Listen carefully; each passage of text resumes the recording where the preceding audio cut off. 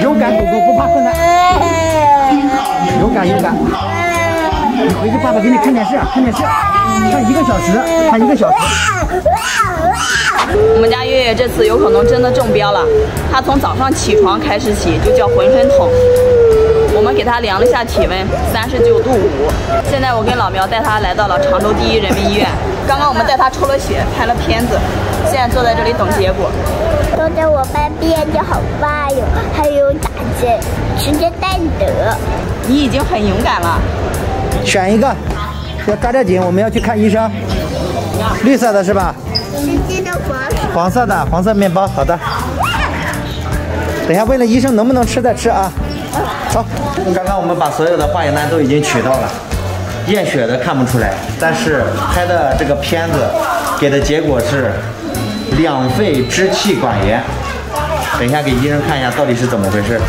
医生说了，月月是支气管肺炎。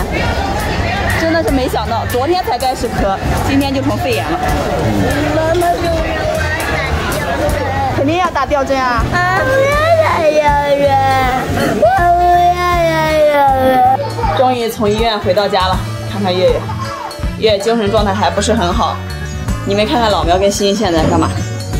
饿死了。老苗来回跑了4趟。